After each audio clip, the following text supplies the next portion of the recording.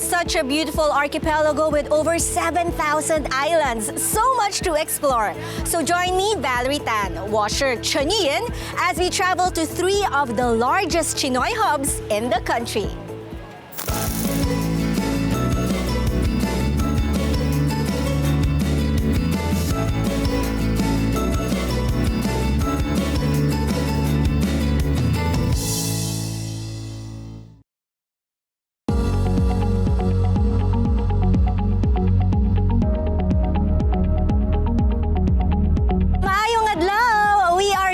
Cebu City, the main city of Cebu Island and also known as the Queen City of the South. The Chinoys here have such a strong presence, making them an integral part of the community and also an inseparable part of their culture. Tara, explore tayo!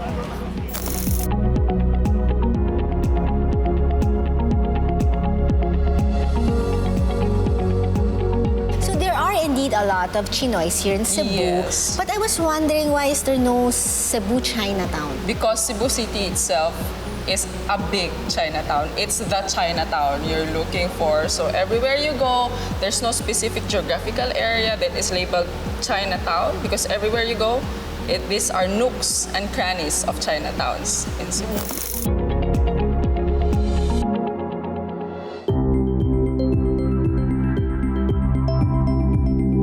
Joining me here today is a third-generation owner of La Fortuna Bakery. Ni hao, maayong adlaw. Michael C. Hello. Maayong adlaw, ni hao. Welcome to La Fortuna. Grabe, Michael, sobrang daming tao. How long has the business been around? We're turning 70 years this year. You know, with God's blessing, we made it this far. So your grandparents started it? My grandparents actually started this back in 1953. You know, they moved from China, mainland. They started peddling. You know, that's when they started. They did the hard times, and we are basically just trying to follow their footsteps. Patok na patok siya sa panlasa ng Cebuano. What are your best sellers here?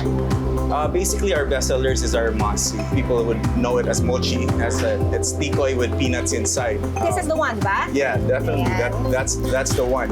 Okay, let me try it, Go ahead. So it has ground peanuts, some sesame, and a little sugar. Ang sticky, syempre, the mochi, the skin. Yeah. Yes. So, Michael, I know you lived in the States for a while. Right. Like, you studied there, you lived there. Yes. Why did you decide to come home and help running the business? I'm an engineer by trade. I grew up in the States because my dad wanted to open La Fortuna in LA. But then when my ama called me and I was already working and everything, she said, you know, she needed help out here. And being the eldest grandson, I felt responsible to to take over the business. No, not necessarily take over, but to make sure that it stays in the family and it lasts for another generation. When you were younger, parang alam mo na ba na, in the future, ako na talaga rin ang mag-run ng business. Was it always at the back of your mind? No, it's, you know, growing up in the States in the family business of the bakery, I would have to work in the back and, you know, knead and roll and make hopia and stuff like that, and I wouldn't be able to play with my friends because I'm working in the back. But definitely no, it's not part of in my mind. I'm an engineer by trade. I love computers, but you know, it's a calling. Do you feel it's like a responsibility and a duty at the same time? Yes, it's a responsibility and a duty, and also it's a way of giving back, right? What my grandparents started, how we are today, is we wouldn't be here without how they started it and how the hardships that they incurred. Have you heard of the third generation curse? Yung first generation will start it, second generation will continue it, and the third generation will ruin it? Each generation has its own challenges. Each generation has its own advantages and disadvantages. So in every business, there's always time to grow, adapt to new things, you know, digitalization. So you mentioned the digitalization. Parang it's the new blood, di ba? Infused in the old business. So Right. what are these tools that you've used that help you?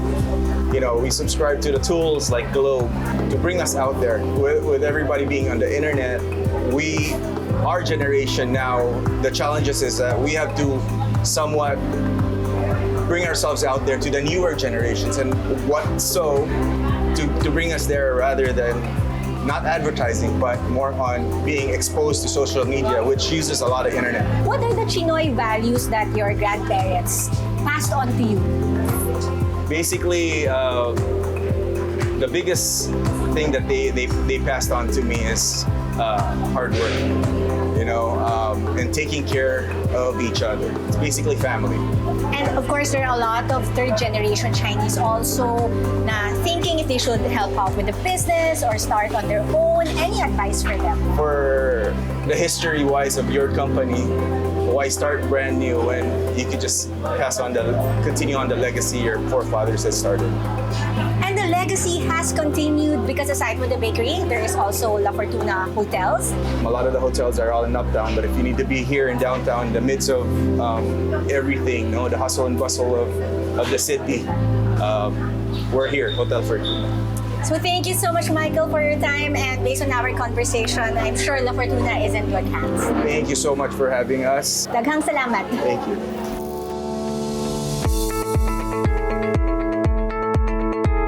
I am craving for burgers and someone recommended this place. Knock, knock. Hi! Hello. Hello, Miss Valerie. Hello, I'm Joanne. Hi, Miss Joanne. Welcome. This is Chef Joshua's kitchen. This is our garage converted to our commissary. Miss Joanne, kapag mga online businesses, usually, diba, sa kusina lang. Ito, kahit na bahay siya, pero medyo malaking space pa din siya. Did it start that way? No. We started upstairs, actually, where we live. There's a kitchen upstairs. And then, yun yung mahirap. When it was online, and then you get orders from riders, and then you have to go all the way down here to the ground floor. And then, the riders had to wait for us. Chef Joshua decided na it's not practical anymore because our kitchen at home became the kitchen of Chef Joshua. To save naman, we decided na we won't rent. And then it seems like this was the garage, one garage, and then we just converted it. So everything is made here from scratch, I see, no? It's for our poppers. Aside from our chicken burgers, we decided to do smash burgers. That's beef already. And we also decided to do our pizzas. That's our pizza brick oven. So suffice to say, business was good na from garage naging kitchen na yung inyong Yes. commissary. Yes, that's true. I'm very, very excited to eat the highly recommended burgers. Thank you. Grabe naman kayo magpataka, Miss Joanne. All this food. First things first, sino po ba si Chef Joshua? Chef Joshua is my son, who started it all. He was about to go for further work abroad, but the pandemic struck. So we were stuck here at home. So he decided to keep us all busy, the family, I think. So we did cheesecakes, and then it went to chicken poppers, then burgers, and now pizza. Your son, Chef Joshua, ang nag-start ng business, kayo ang tumutulong. Yes, that's true.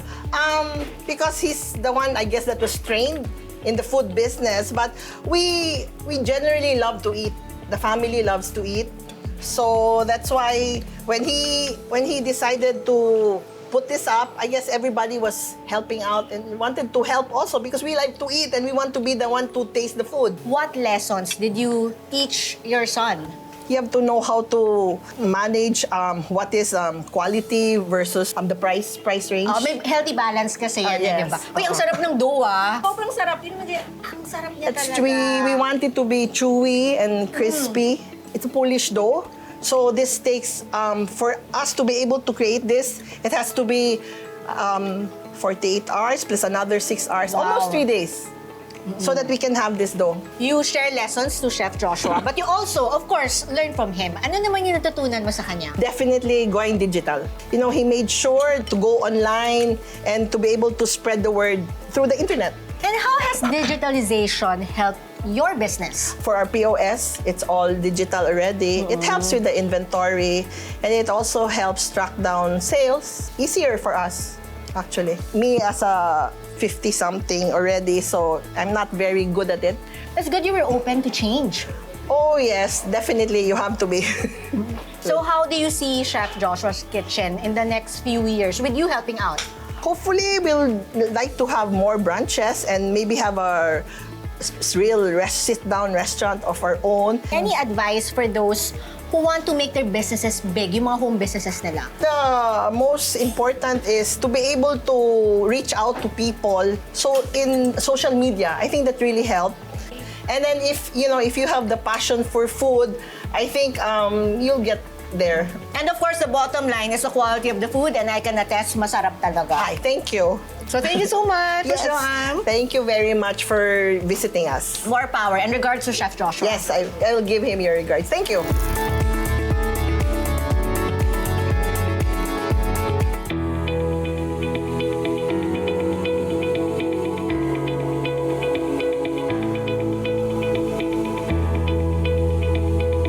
We are here with one of the top restaurateurs in Cebu and a legend, JP Chambian. Yes, welcome for coming to Curate. Just want to say, JP, this place looks so modern. Parang international world-class level. Oh, Very thank you. sexy and very sleek. Yeah. And even the food, visually appetizing. Curate is a modern Asian restaurant. So right now we have our star of the show, which is our dragon fruit kinilaw, and the menu too. Sarap. Yeah.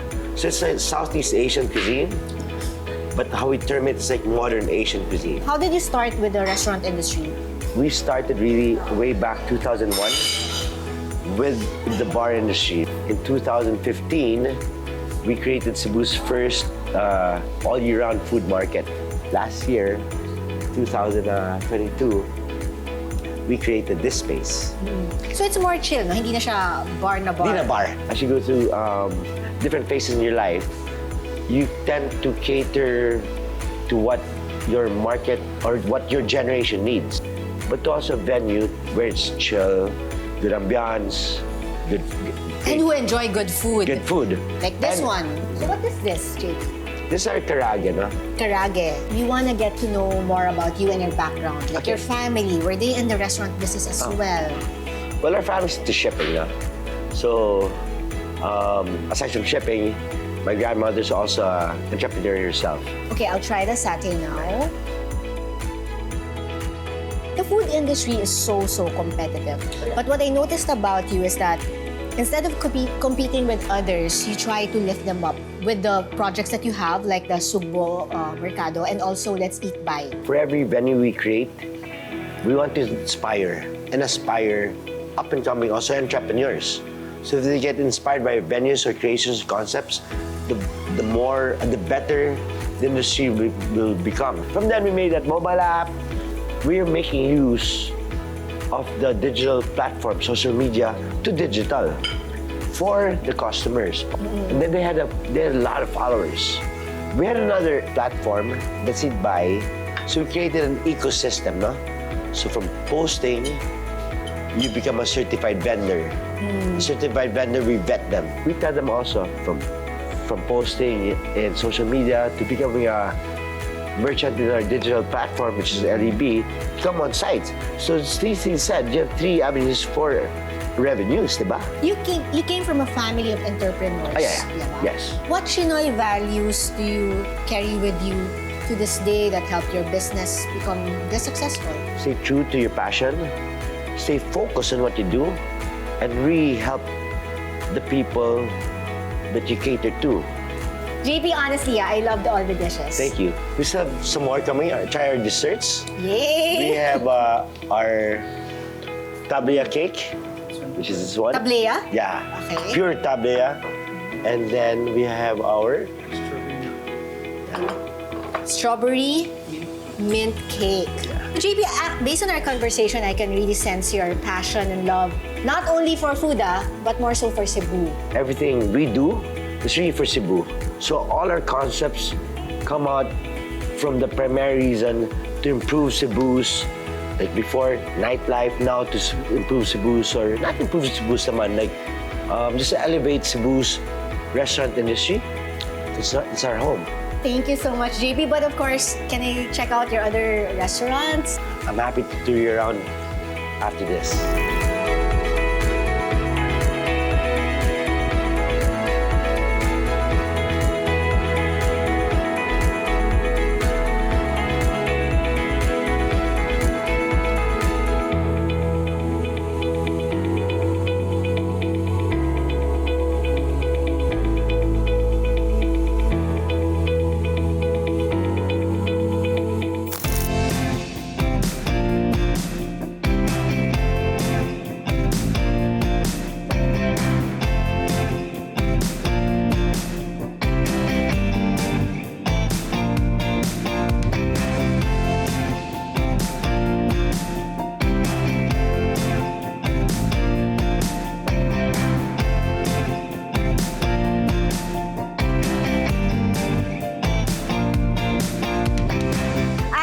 guys enjoyed the Cebu conversation and food trips as much as I did, overall, what struck me the most is how important family and community support is in making your business a success. Again, my name is Valerie Tan. Washer Chinoyin. See you in our next stop as we continue to travel to the largest Chinoy hubs in the country.